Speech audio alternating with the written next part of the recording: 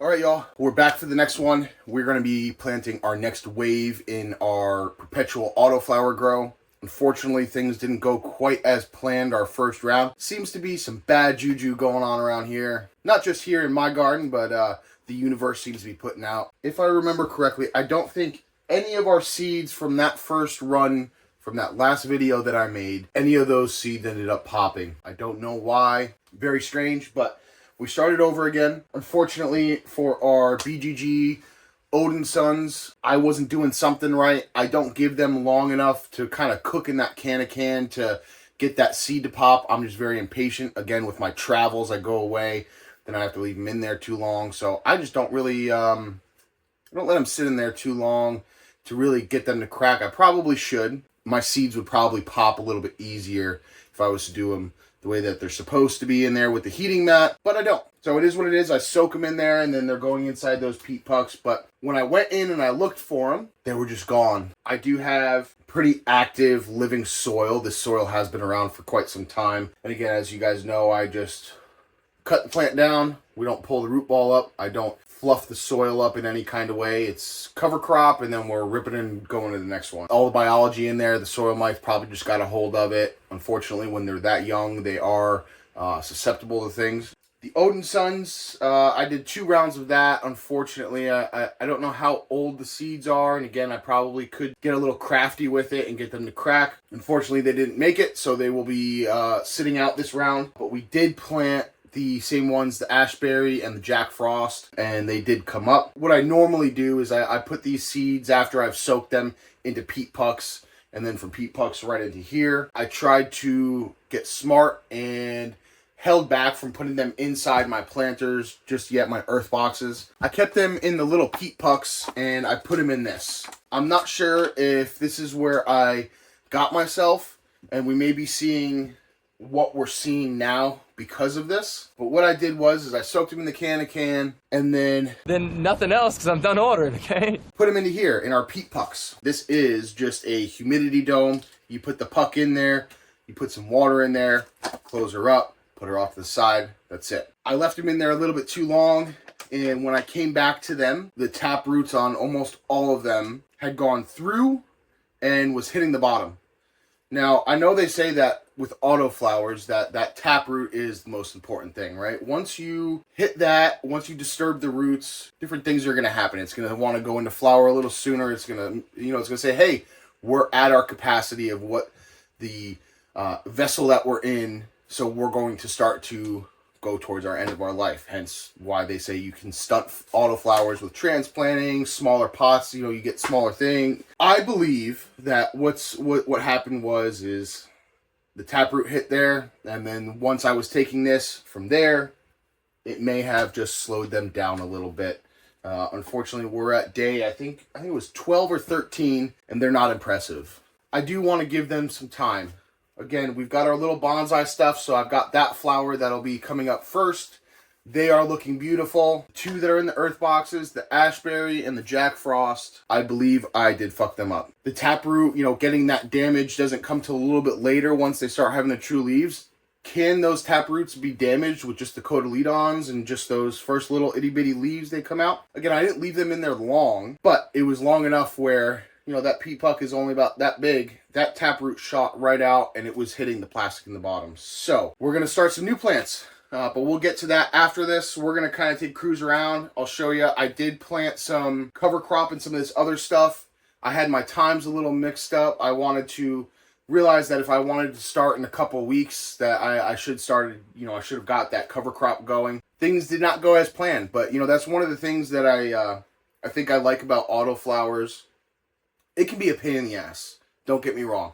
We could put a seed in here, veg them out, and then be good, right? If we were doing photos. But these autos, they bring a little bit of guessing. They bring a little, not guessing necessarily, but they're going to do their own things, right? Each plant, each seed is going to do its own thing.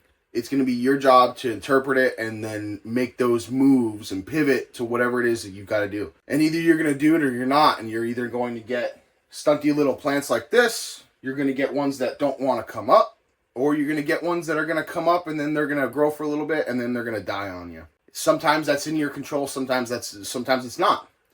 But I think that's what I like about autoflowers, is that keeping me on my toes. There's always something going on. There's never that one day where I'm like, well, you know, everything's going good, we're just going to go ahead and just let her keep going. There's always something that you're going to have to tinker with. We had an issue with our humidifier. Not necessarily our humidifier, but, you know, with the humidity in our room. So we had to upgrade, something that I should have been doing a long time ago. But we finally did it. It's been a real struggle. It's starting to get cold here. So we had to get a bigger humidifier. And now I'm having, not issues with the humidifier, but I've got to learn how to adjust it and how to work it properly. So there's always something in the garden that is going to not give me a hard time, but it's something that I feel having this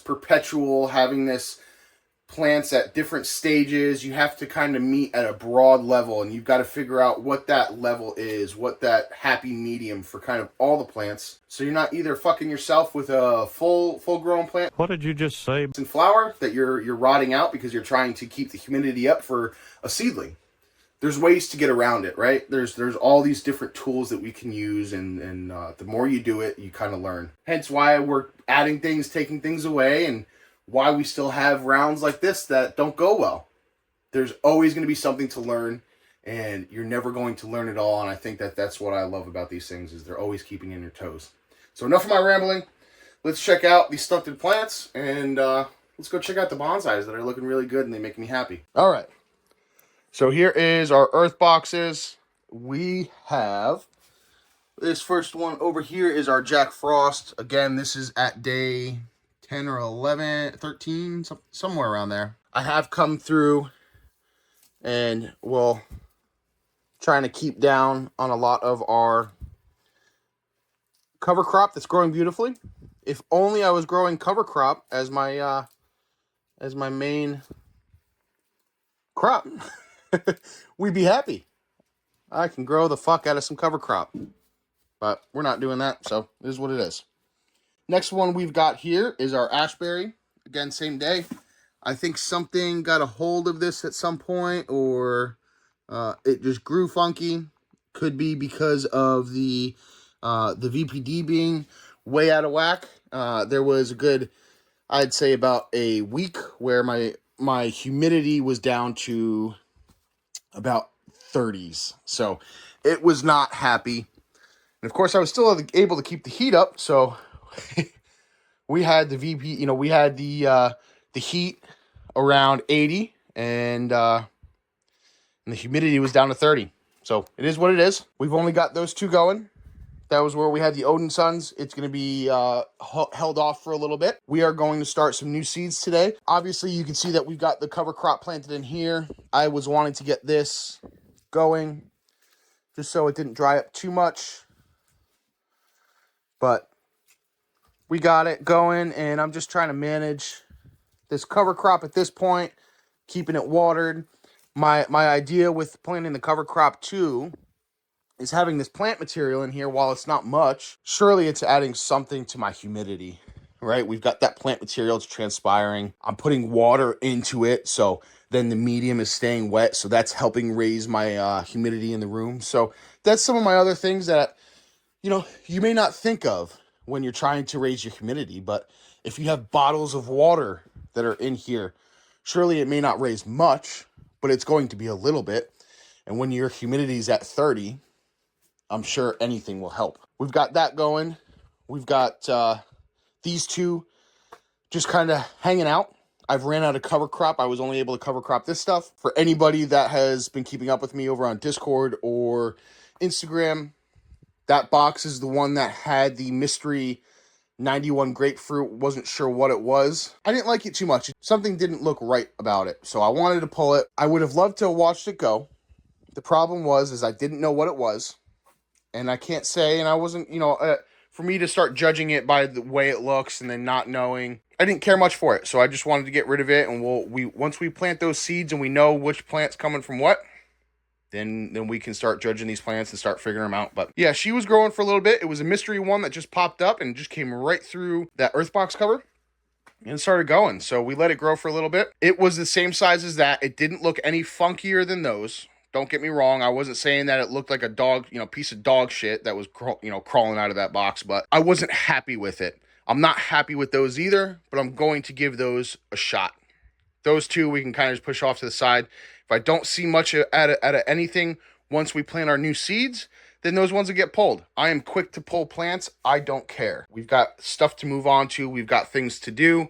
No time for small stunty plants in my earth boxes. I've only got so many that I can plant. If you can't keep up, you won't run in here. Is what it is. But otherwise, everything else is looking good. Right now, the way I've been running the room, our main light is off. I've got just the ones that are kind of over here, and that's giving just enough light over into our main bed to give us some light for that, and that is keeping all of this alive. So we're running at half speed right now. But check this out. We got the Cloud Chucker 9000, a new humidifier. Pretty dope. 5-gallon. It fits on anything that size. So I could have gotten like a 3-gallon, a 2-gallon, or whatever, but I figured let's just go ahead and get a 5-gallon. You can't control a whole bunch on it, right? I'm leaving it around 60, and she's just chugging through that water. Between that one and then our AC Infinity little baby one, it's been doing a good job of keeping my humidity up. Now, I just got this yesterday, so we don't really have, or not yesterday, the day before, we don't really have too much information as to how well it's going to help, but I can tell you that it is definitely keeping my humidity up. Super stoked about that. But other than that, everything else has been doing good. So we'll start over here. This is our Drowsy Labaca. I can't remember what day it's on. I did not look at any of that before I came on here. I know they're in the teens. This is part of our Alabrije grow along. So we're trying to do a little bit of training. So I'm going to try to train it around this little mushroom. Pretty cool. She's still looking good. Permanent holiday in this one. Kind of got a bunch of rocks jammed up in there, but my thing is I'm trying to get this, I'm trying to train it around homeboy over here. And every day I'll kind of come in and it's moved a little bit. So we'll try to keep training it. But yeah, so we've got that one. This is Frostfire's Cherry Bangarang F2. She's doing really well. Everybody seems to be doing really well in these small pots. Ladies, you better start fucking acting right. Take example from over here. But yeah, so these seem to all be doing really good. We did have a bird dropping in this one from Hummingbird Hill that was in the center. And then all of a sudden one day this thing fucking popped up. And I'm guessing this is one of the ones from the 91 grapefruit, but this has to be from the bonsai gang that was over here, because I took all of the soil, mixed it all in a little tote, and then got it ready for this. So this is a random seed from the project. I don't know exactly what day it's on. Somewhere around, I think it's all the same with these guys. Maybe a little bit less because that one definitely came up later. We're going to let that keep going and see what's going on. Not quite sure what happened there. I don't know if maybe I hit it or something. But yeah, that's going. I've got the blue mats set up with our other smaller ones. We got the Refiner's Fire by Rinse Warrior. And this is looking really good. Really good. Of course, we got our New Moon cover on here. Pot by Nama Potter. Yeah. She's looking really good. This is my first one by Rinse that I've grown. And she's fucking killing it. Looking really good. I'm not going to be doing any training. From my understanding, he hasn't had many people grow this specific one out yet. He has had there's a handful of them growing them, yes. But I think I'd like to just see what this girl does naturally in a solo cup worth of soil. So I think that'll be a good test just to see kind of what can be expected from a plant like that in the solo cup. And then our other two that we have for our Alabrije grow alongs, we've got the West Coast looking really good. I'm gonna have to get to do some training soon. The only thing that I've done so far is just kind of hold her down with this. Maybe I could just keep doing that and kind of move this around. I don't know. I am also kind of nervous because I've got to get my head stash up. And as we all know, a little bit too much fucking around can definitely give you some bad results, especially with these autoflowers. So I may not fuck around too much and just let them grow and just be happy that I'm a part of the grow along with everybody. We've got our Tangy. This is the RBX, so she's looking good. But yeah, and of course these are Tangy is in this as well, so there's definitely you know, ooh, they are. That is the first ever, man. That just stopped me dead in my track, smelling them. Yeah, that West Coast is already getting stinky. Very nice. Let's give this one a little stem rub. Yep, that one's getting stinky too. But that one's like, when I first smelled it, like I didn't even realize that when I touched it and just kind of brushed my hand, just went up to go grab my phone, I could smell it off my finger. It like smelled almost like a skunk. Like it was stinky. That one's definitely stinky too, but whew. All right, y'all, that's really all that we've got going on in the garden. Bonsai plants are looking good. I am very happy with them. I wish my Earthbox girls would start acting right, start doing their thing. But it is what it is. This is one of those things with growing perpetual. When you grow in an imperfect environment, you get what you get, and is what it is. But we're gonna plug forward. We've got, again, remember, we're always starting 3 and 3. The way that I have my room set up is the way that I'm able to do it. 3 plants is what I like to dry. That's what I feel comfortable with. It's a manageable amount of material that I can harvest and dry at once. So that's what we'll be doing. And I've picked 3. But these 3 are going to be from the seeds that I just made. So we're going to finally get to test them. I'm going to take the gamble. I really need to get my head stash up, but I figured, you know what? Let's fuck around and find out. We've got some of these. I've been blessed by some of the folks in the community that have donated some flour to me, so I am not too bad off. But I figured this is the best time, and I really need to get some of these seeds that I made running just to see what they are and see which ones I'd like to work with. Our first one that we're going to be doing here is, this was the number 1 mandala effect that was in the New Moon 10-gallon. There was those 2 plants. We had 1 and 2. The number 1 was just slightly bigger. I'd say they smelled just about the same, but the number 1 was my favorite out of the 2. So we've got that one. ME number 1. And of course, this was the 91 grapefruit male that hit it. We will be planting 2. So we've got those. We're going to do another of the mandala. This one, we're going to be doing the Yagmi. This was the mandala effect that Rev sent me. We're going to plant 2 of those as well. That was the one that was inside the 1 gallon. So we've got 2 of those going. We'll see what's going on with that. And then this one I haven't gotten around to shucking.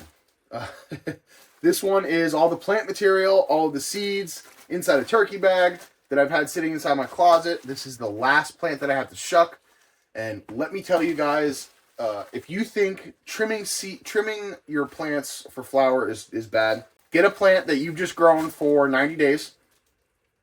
You've dried, you've hung up, and then now you've got nothing but this. Well, I shouldn't say nothing but this, because this is potential. This is future. This is, if this ends up being good, this is stability that I would never have to buy seeds again. So this isn't just any, this isn't, I'm shitting on it, but I'll tell you what, trimming your flower and getting that return that you're able to consume is great. It sucks trimming. Because this is so seeded up, I have no other choice but to basically put it between my hands, rub it together, and then just collect the seeds. Yes, I am getting a little bit of the keef that's falling off of it into my trim bin, but all of the plant material is going into a 5-gallon bucket. I may try to throw it through a wash during the, try to sift it for some heads come wintertime. But I don't imagine there's going to be much left, because I've fucking manhandled it so bad that most of it's either on my hands or inside my trim bin. So everything that I get out of here is just seeds. It sucks. I think about what I did for the last 90 days, 100 days since we, whatever. It's been a while since we've cut those down. And all that effort that we put into it, no flour or anything like that. We've got seeds, which is awesome. I'm very grateful for that. But once you start seeing that head stash getting a little low, things start to get a little hairy. So again, thank you to the community and everybody, all my friends that are out there helping me, all my friends that are accepting the seeds from me. Of course, these are all untested, and they could be absolutely nothing. They could be garbage, or they could be amazing. But I'd like to say thank you to anybody that's reached out to me, anybody that's offered to run some of these seeds. I didn't feel quite right just sending all these seeds out just yet, so there's only a select of them. And I feel like I really should do just a slight bit of testing before I really get into anybody. But you all know who you are that are getting the seeds. So once those seeds are tested amongst my close friends that I have, the seeds will be available. Again, I'm not selling any of these. These are just for me to share with friends. So as of right now, we're going to do 2 rounds of our perpetual. So we're going to get we'll put it to you this way. So we've got these. We're going to get that next round going. And then we'll have the final round going, right? So we've got 3, 3, and 3. Once we get to the bed, we'll just say as our marker, the bed is going to be our last ones planted. That will be the end of round 1. By then, we should be getting close to harvesting the small little fuckers over here, if they become anything, or we start over and we'll start that cycle again. But that will be the rotation. We're going to do 2 of those. I imagine that's probably going to put me early spring, or probably just before spring is when we'll be planting our next breeding run, or not necessarily our breeding run, but I have 3 or 4 plants that I really, really want to run some seeds of. We're going to plant them. We're going to see what they do. If I'm happy with them, come that spring, the end of our 2 rounds of our perpetual, we're going to do a full room and try to see as many expressions as we can. Of course, it is what it is. I don't have the room or opportunity to really grow a bunch of numbers. Again, I think that probably would be the best if we could, see what those numbers are, see what they look like, see how they're performing, and then I can pick as such. I'm a home grower. I don't intend on ever selling these seeds. I don't ever intend on doing anything like that. So I can only work with what I've got. And it is what it is. If it's something that doesn't work well in this, right?